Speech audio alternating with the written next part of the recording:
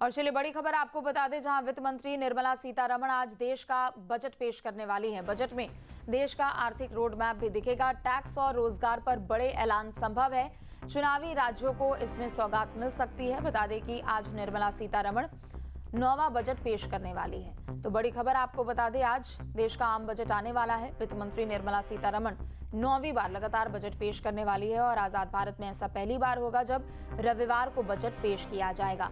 Budget में देश का आर्थिक रोड मैप दिखेगा। बता दें कि टैक्स और रोजगार पर बड़े ऐलान संभव है।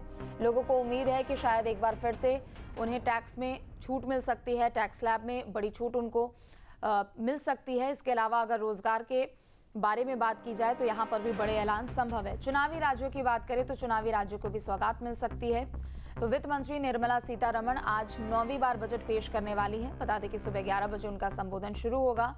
तो बड़ी खबर आपको बता दें, देश का आम बजट आने वाला है और हर तबके के लोगों की बात की जाए तो सभी को उम्मीद है कि थोड़ी बहुत राहत उनको मिले। टैक्स पेयर्स को सबसे ज्यादा उम्मीद यहाँ पर है कि उन्हें टैक्स स्लैब में एक बार फिर से छूट मिल सकती है, क्योंकि पिछले बार भी हमने देखा टैक्स स्लैब में बड़ी छूट मिली थी।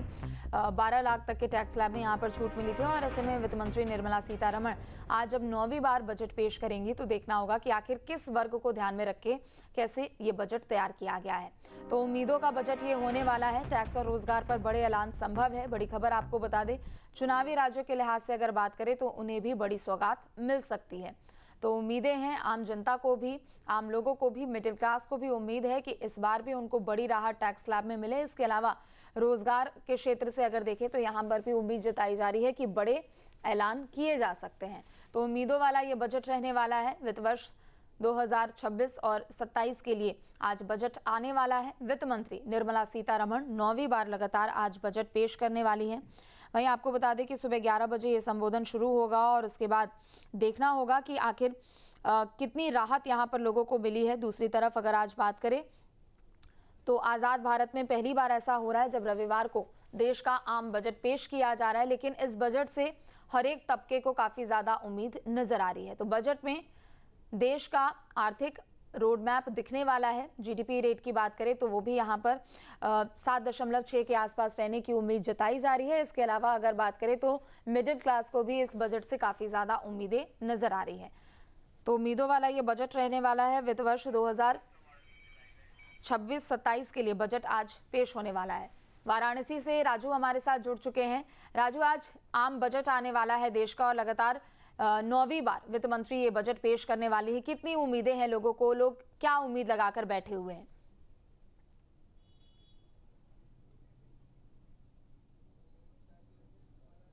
देखिए, जो जानकार हैं उनकी माने अगर तो ये बजट जो है वो 3-4 क्षेत्रों में इसको लाना बेहद जरूरी है।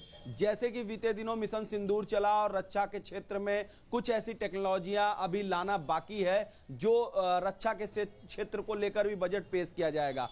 तो वहीं आपको बता दें कि टैक्सेस में छूट मिलना भी कई जगह तय माना जा रहा है, क्योंकि जिस तरीके से कुछ राज्यों में चुनाव होने वाले हैं उसका सीधा असर बजट पर आएगा। और उस बजट को भी विशेष ध्यान देना होगा कि जब बजट पेश हो तो इन राज्यों में चुनाव होने वाले हैं तो वहां भी इस टैक्सेस का असर ना पड़े और जो वोटर हैं वो इनकी तरफ आए, इसका भी विशेष ध्यान रखा जाएगा। तो वहीं बात करें सोने और चांदी के उछाल मार्केट का अब गिरावट शुरू हो गया है। आम बजट से जो लोगों के घर के दिनचर्या के जो खाने पीने की चीज है उसमें भी अगर गिरावट होती है तो आने वाले वक्त में अर्थव्यवस्था तो ऊपर जाएगी ही जाएगी, लेकिन जिस तरीके से अर्थव्यवस्था के साथ साथ आम जनमानस जिस तरीके से केंद्र में भाजपा सरकार को लाई है तो उसको बहुत उम्मीदें हैं कि महंगाई दर में थोड़ी और भी राहत मिल सके।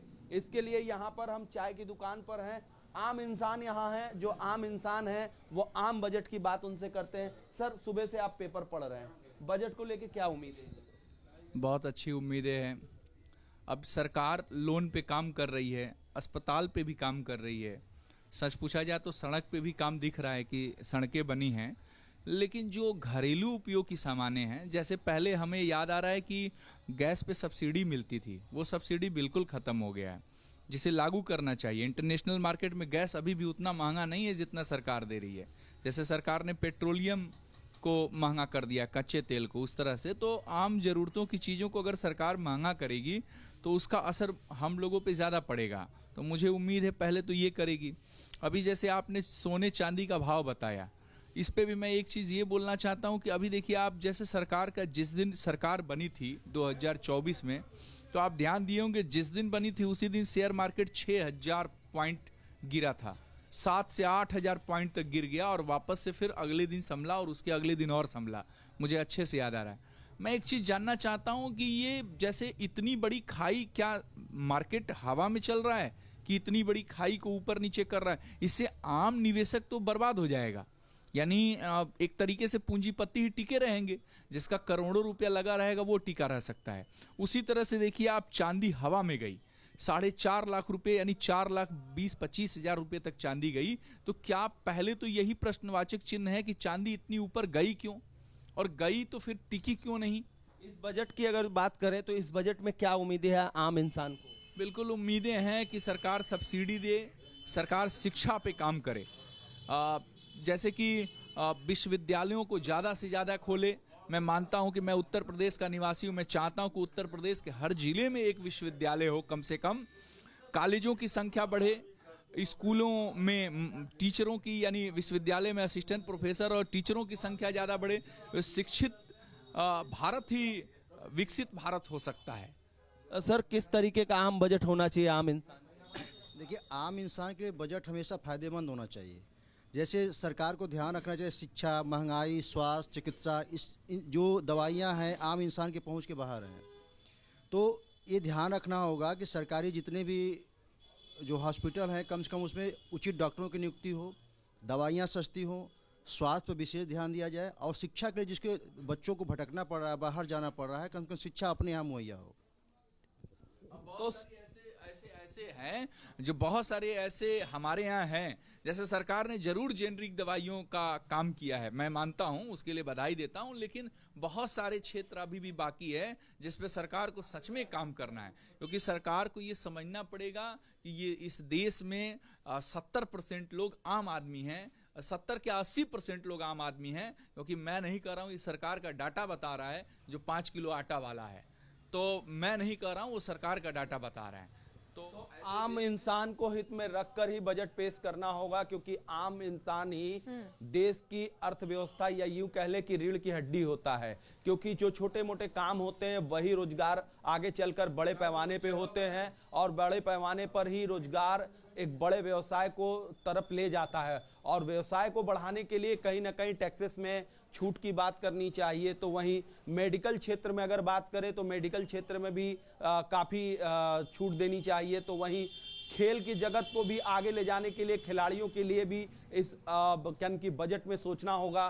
तो वहीं रक्षा के बिल्कुल, क्षेत्र आम में बजट से लोगों को काफी ज्यादा उम्मीदें भी होती है राजू, हर एक क्षेत्र को ध्यान में रखते हुए पूरा बजट तैयार किया जाता है, लेकिन आम आदमी को सबसे ज्यादा अगर किसी चीज की जरूरत होती है तो महंगाई से उसे राहत मिल जाए, उसकी जेब पर ज्यादा असर ना पड़े, टैक्स में थोड़ी बहुत छूट मिल जाए, जो भी सुविधाएं सरकार की ओर से दी जा रही है उनमें उनको थोड़ी सी रियायत मिल सके, और यही उम्मीद होती है।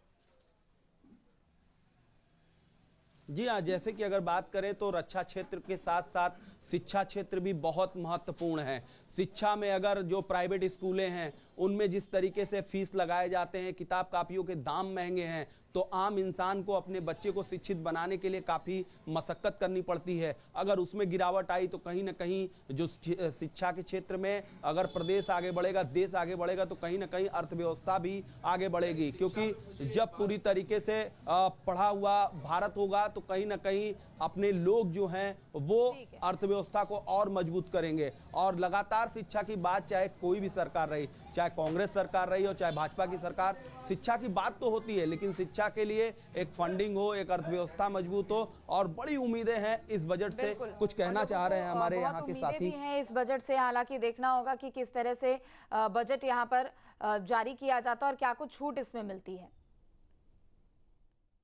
मैं ये कहना चाहता हूँ, आप सबको भी पता हो इस देश में या इस प्रदेश की मैं बात कर लूं तो कितने प्राइवेट स्कूल और विश्वविद्यालय, मतलब विश्वविद्यालय, कॉलेज, डिग्री कॉलेज खुले हैं। मैं जानना चाहता हूं कि उनके मास्टरों का वेतन इतना कम क्यों? क्या सरकार को नहीं पता है? सरकार को सब कुछ पता है। क्या उनका वेतन मानक निर्धारित सरकार आज तक नहीं कर पाई? अपार आईडी बच्चों का बन रहा है, डाटा बच्चों से मांगा जा रहा है। केंद्र सरकार कह रहा हूं, सुप्रीम कोर्ट ने CTET लागू कर दिया, सब कुछ तो हो रहा है, फिर वो क्यों नहीं हो रहा है जो होना चाहिए? असल में आप हमसे उम्मीद कर रहे हैं कि आपके पास ये होना चाहिए कागज, तभी आप वैलिड हैं, फिर आप क्यों नहीं वैलिडेशन दे रहे हैं? माने आप मानक तय करिए। एक बार मुद्दा उठा था विधानसभा में, मुझे याद आ रहा है, लेकिन वो फिर ठंडे बस्ते में चला गया। तो इस तरह की जरूरत है। तो जरूरतों के हिसाब से आम बजट को लोग देख रहे हैं। आम इंसान इस पे चाहता है कि अपनी जरूरत के हिसाब से बजट। बिल्कुल, और सर, आम देखिए, इंसान को जिस उम्मीद तरह भी से- यही है कि महंगाई से सबसे बड़ी बात तो ये है कि महंगाई से उनको राहत मिले और टैक्स में भी थोड़ी बहुत उनको छूट मिले। आप अपनी बातचीत जारी रखिएगा। बहुत शुक्रिया आपका तमाम जानकारी अपडेट के लिए। आपके मोबाइल पर तुरंत आएगी ब्रेकिंग न्यूज। स्क्रीन पर सबसे पहले दिखेगी बड़ी खबर। देश दुनिया की हर खबर एक जगह। अब आपके मोबाइल पर तुरंत फटाफट इंस्टॉल कीजिए न्यूज नेशन ऐप और रखिए खुद को अपडेट।